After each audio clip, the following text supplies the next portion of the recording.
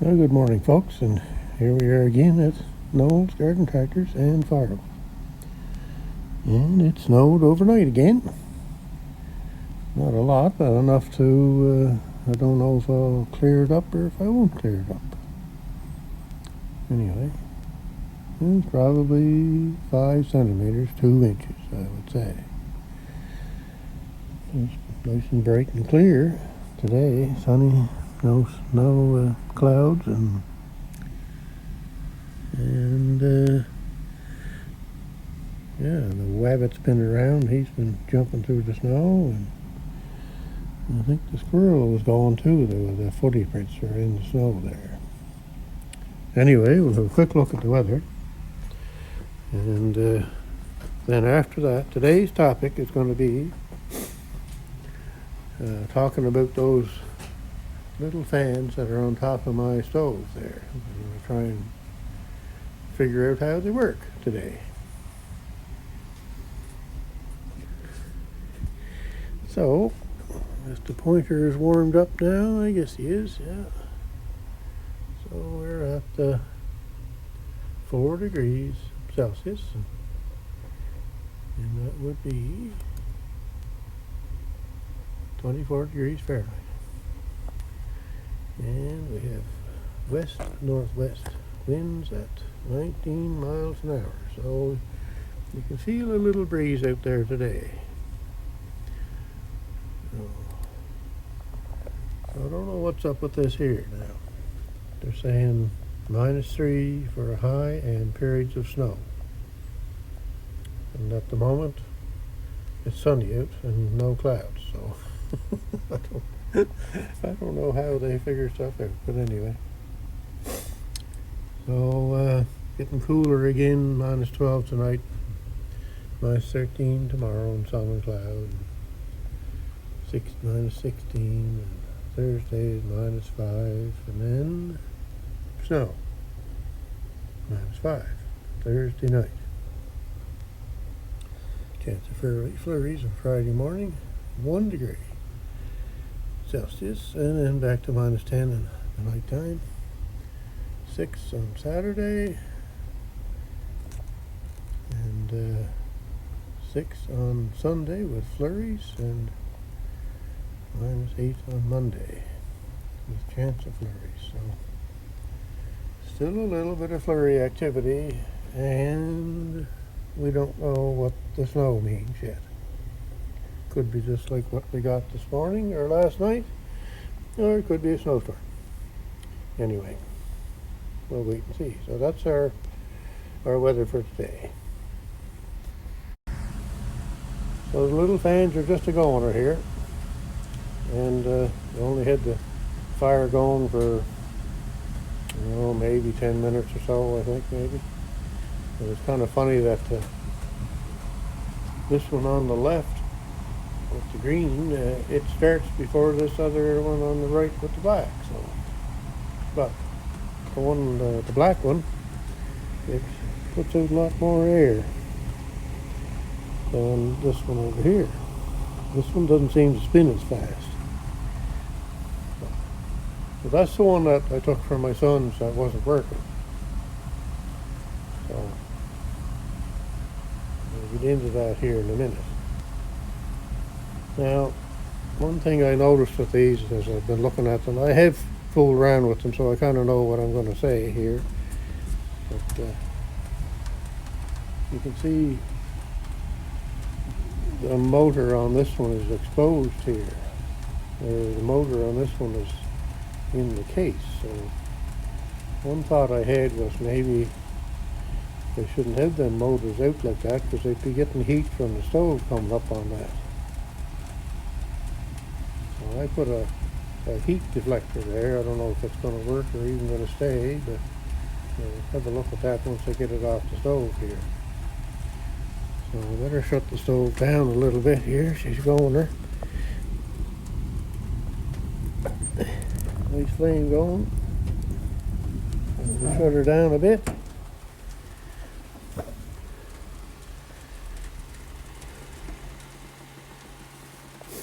And I had this fan on last night drying up the floor, and it's got well, probably half or more of it dried up, so that's good. All right, we'll take this fan here and we'll go over to the bench.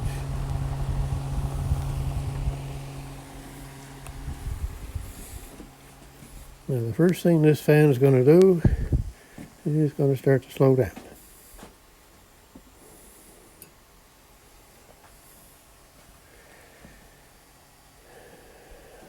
So I've got something here I want to show. So these fans run off millivolt DC power. And they operate the same way as that thermocouple does for a propane or a natural gas, pilot operated, whatever. So this is the hot junction where the pilot burns on, and this is the cold junction. The difference in temperature here generates DC millivolt power. And if I remember correctly, it's been quite a while since I got into this, but I think for some reason I think there's dissimilar metals in here, and that's what causes the electricity and the difference in temperature from here to here. So the same thing applies on these fans as, oops, I've got my finger in it there. Oop, look at that. Look at it. They don't, there's not a whole lot of power out of them, that's for sure. This is your hot junction and this is your cold junction. And if I can get to it, I should get myself a chair because my back is starting to get sore. Just hang on a second. And I'll get myself a flashlight.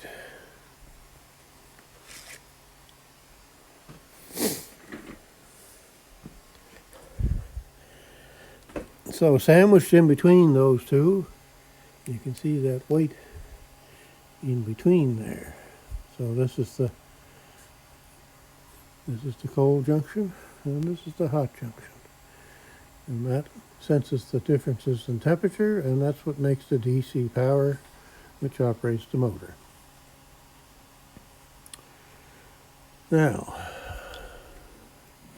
if yours isn't working, what I found with this one was this one wouldn't even turn over at my son's place there. So now you can take this all apart, and I realized afterwards that I really didn't have to, but there's two screws. There's one right there, and then there's another one up at the front.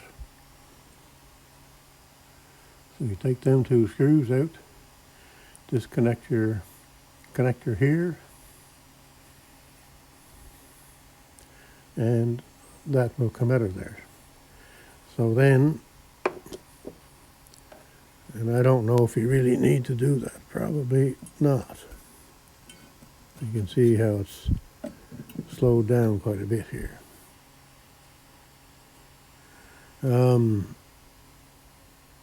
So yeah, let me see now, what am I thinking of here?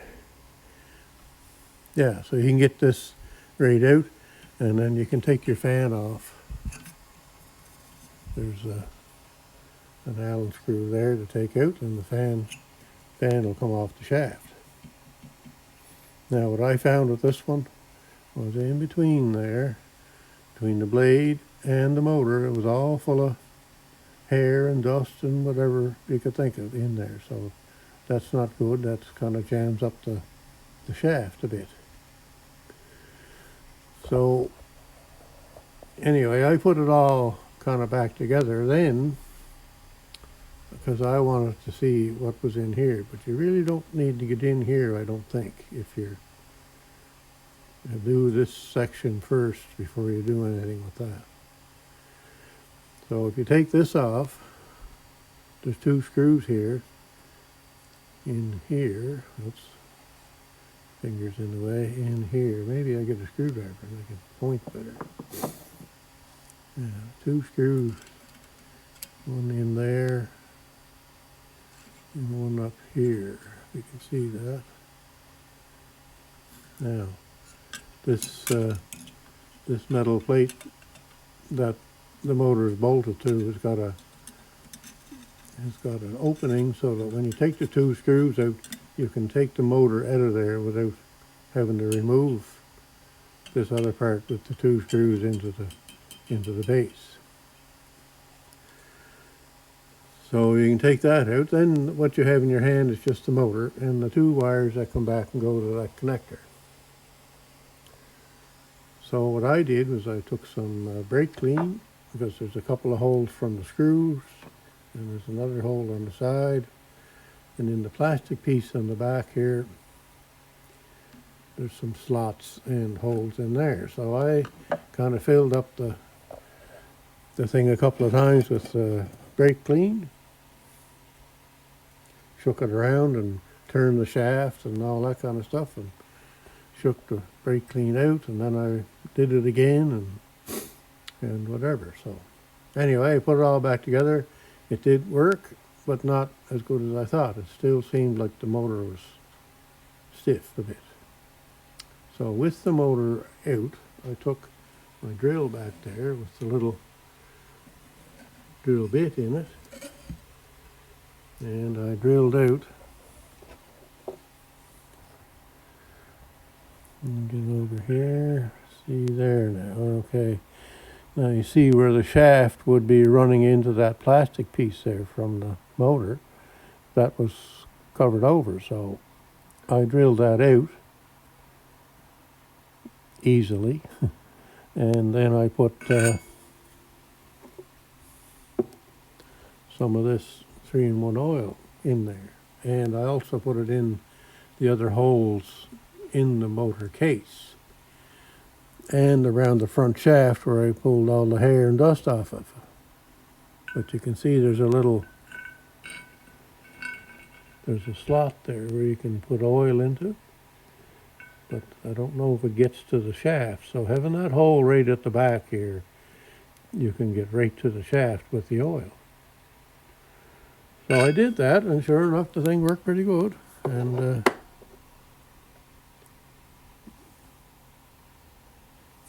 And anyway, it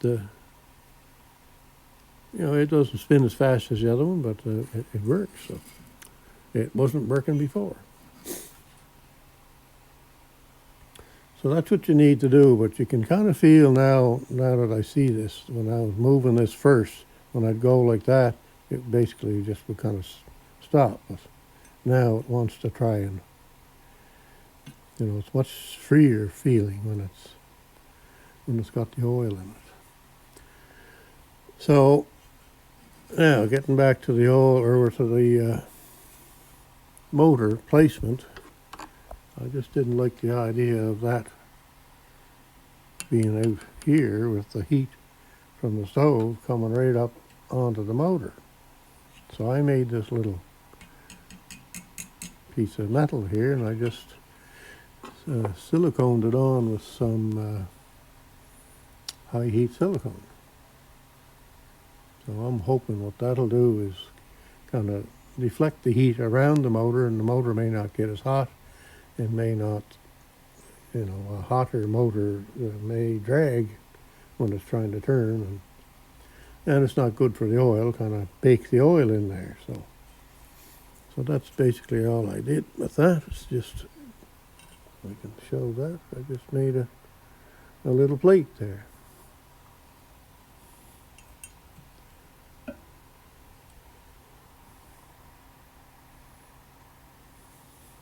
Like I say, the other one over there, the black one, the motor is built into the case. It's all in the motor. You're looking at my hand. The motor is built into the case here, so it's kind of back out of the way from getting heat coming up on it. Anyhow, that's about what I can tell you. My little bit of findings that I found. Millivolt wise, I'm guessing it's about 1,000 millivolts that operates at full capacity. About.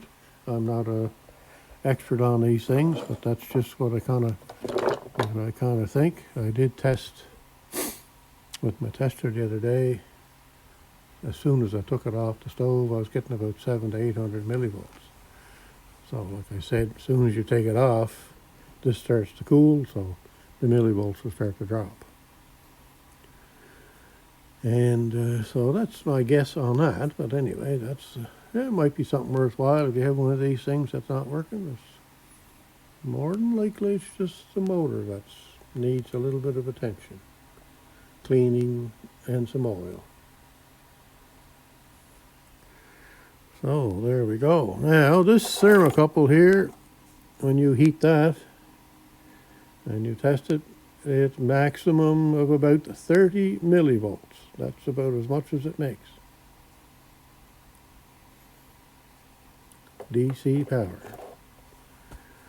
And we know that these little batteries are 1.5 volts, so that's 1500 millivolts.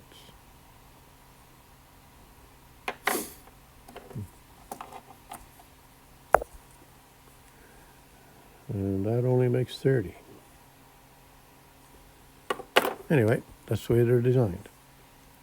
So, hopefully if anybody's having trouble with their fans, and I don't know, I'm not an expert in these fans by any means. I've only seen these two and the one I bought here, so. Timothy has another one like this one here, and so it's slow, so I'm going to see if I can fix it too. So. Anyway, maybe that helps somebody out. If they can having trouble with their fans, just take the motor off and give it a cleaning and oiling. All right, that's going to be it for now. Have a great day wherever you're at, whatever you're doing. So I'm back again. Anyway, I just wanted to add to this, that when you buy one, it kind of indicates where to put the little fans, and you don't necessarily want them in front of the flue plate. They want them off to the side. So I can kind of understand that, so that it doesn't get the cool junction on the top hotter than it should be. So, but I kind of have mine in front of the flue there, but they're a little bit away, I suppose. But anyway, the other thing I did was I took my temperature tester and I found the hottest spot on top of the stove here. So the hottest place is right where that black one is. And having the base on something solid instead of on a grate, I believe is a better way to soak heat into the hot junction on the bottom. That's just my thinking now. And that's where I've put this one, and it works really well there. Where I'm standing here, my hand right now is about 2 feet away from that black fan, and I can feel a lot of air coming from it. So that's another thing to do with your stove. See if you can find the hot spot on the top. And this one is spinning pretty good here today too. It's working pretty good. That's the fastest I've ever seen it spin. So my little fix with the metal plate underneath there to keep the heat away from the motor might be helping. Anyway, I don't feel as much air movement from that one as I do with this one. So that's a 2-blade fan, and this is a 6-blade fan. This is a little bigger in diameter, but it certainly doesn't move the air like that one does. So yeah, coming back, I'm 3 feet away from it here with the camera. I can still feel air from it. So that's another little thing you might be able to do, so if you can figure out if you have a temperature sensor or something, or a tester, just figure out where the hot spot is on the stove, and possibly try and keep it away from your flue plate. Like, in other words, don't have it right in front of the flue plate here. They want them off to the side at the back of the stove is what they indicated in the instructions with this one. And I'm sure they're probably all the same. Anyway, there you go. That's a little bit of info on that. Like I said, I'm not any kind of a expert on them. It's just something I kind of found out, I suppose. And I imagine there's a million different types of YouTube videos on them, so you can look those up and see what they say about them. Heat-powered stove fan. I guess that's what they're called. I'm not quite sure on all if they're all named that. Anyway, there we go. Have a good day.